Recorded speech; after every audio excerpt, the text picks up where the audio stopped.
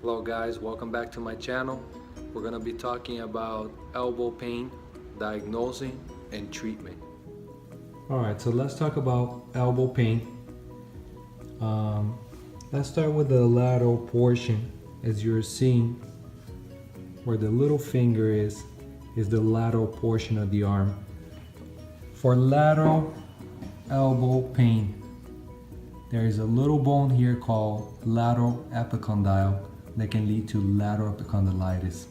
It's popularly called tennis elbow. This is a little poor representation, but just so you know, when you have your arm resting, it's going to be right here on the side. This is usually caused by overuse. It could be computer related, sedentary activity, lifting weights. This is popularly called tennis elbow because of the back swing with the tennis racket. This tendons of the extensors of the wrist and forearm, they start suffering micro lesions that leads to an inflammatory process. That's a tendonitis. That's a lateral epicondylitis. We treat this with deep tissue release to activate the lymphatic system, drain those dead cells, subproducts of the metabolism. This is possible for self-massage. You know, people can work on themselves and release the tendon, increase the blood flow, pump the lymphatic system. And you know, I'm just here representing mainly the two tendons associated with lateral epicondylitis are the extensor carpi radialis longus and brevis. These are the two main ones associated with lateral epicondylitis. I also highlighted here the brachioradialis muscle because some people have come to me with a diagnosis of lateral epicondylitis, but when you get to the belly portion of the muscle, it's more soft tissue, more muscular. We're looking at brachioradialis. It's very common with weightlifters. I had many patients that had a brachioradialis strain. It's an overuse type of injury. Also involves some swelling, inflammatory process, but it is not lateral epicondylitis. The difference is, like I just said, the muscle belly type of soreness here on the brachioradialis versus the very bone here and right on the tendons, kind of underneath the brachioradialis, which is a characteristic of lateral epicondylitis. So we turn the forearm a little more in supination, and obviously since it's over the skin, I can really make the muscle, the drawing move with it, but the muscle will move a little more to the side. So this portion, this lateral forearm, is the brachioradialis still on this side and kind of like represented here. This is the brachioradialis. So here you can see the biceps tendon. So that's a medial anterior forearm pain. So have your forearm here, right here in the middle. You have a spot that hurts. Typically when you're lifting some heavy stuff, that's a bicipital tendonitis. Now, right underneath the biceps tendon, we have the brachialis muscle. So if you ask the patient to flex the elbow, you feel the tension, palpate the tendon. If the pain is right on the tendon, it's a bicipital tendonitis. Right on the side, we're looking at a brachialis strain. Okay? It feels softer. It feels more like the belly of the muscle.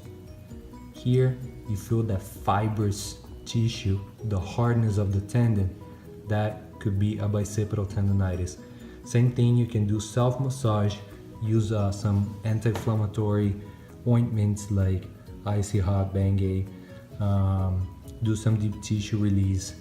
Like I said, pump the lymphatic system, increase the blood flow, help with the healing. Resting is part of it. Isometric strengthening, I'm gonna cover it in sequence in the end of the video. Now, we're looking at medial elbow pain, and more here on the medial side, so where the little finger is, we have the medial epicondyle. So medial epicondylitis is associated with the flexors of the wrist on the forearm. So lateral epicondylitis associated with the extensors, and back here to the little finger again, but on the anterior part of the forearm, the medial side, we have the medial epicondyle. So medial epicondyle, again, you'll find a little bony structure here. This is soft tissue. I'm going to be talking a little bit about a fasciitis here of the flexor carpi ulnaris, but if it's right here where the medial epicondyle is, the diagnosis is medial epicondylitis. It's popularly called golfer's elbow because of the swing of the golf club. You usually put more strain on the flexors of the wrist. Same treatment, deep tissue release. We're going to be talking a little bit about the progression with the strengthening. So from lateral to medial, the pronator teres, flexor carpi radialis, palmaris longus, and the flexor carpi ulnaris. All right. This muscle pronator teres can squeeze the medial nerve. This is called pronator teres syndrome. So the medial nerve crosses here, and when this muscle is really tight, it can shoot a pain like tingling, burning pain all the way down to the hands. Sort of the carpal tunnel syndrome. It can come with and without loss of sensation, with or without loss of strength, but mainly like a pain that stems from here. So if you palpate the pronator teres, it would reproduce the pain all the way down to the hand, or a very, very sharp, very intense pain only in this area. Okay, so more to the back of the elbow, we have the triceps. So here's something I wanted to draw the attention to. There's that big bony structure that is the olecranon, and then the triceps tendon is not as narrow as people think it is. It's actually like very broad. It spreads to both sides and it goes all the way up, and then you see the muscle belly like I drew on the side, and they start here and then they dividing all the way up. Okay, but it's very triangular, very broad. So sometimes people have tendonitis like way above the elbow, way above the olecranon, and people get a little confused. They say it's my triceps. It's not really the belly. This is still the tendon. This is still a tricipital tendonitis. Okay, there are a lot of syndromes that we can cover. These are the main ones. You can go from one side of the elbow all the way to the other, from the most lateral to medial, posterior, anterior. One a little less common syndrome that I said I wanted to comment on is right here on the flexor carpi ulnaris muscle. It has an insertion on the anterior ulna. So some people get a type of fasciitis that happens here on the side. It's mostly from heavy lifting and repetitive activities. So all this medial ulna can get inflamed and really painful to the touch.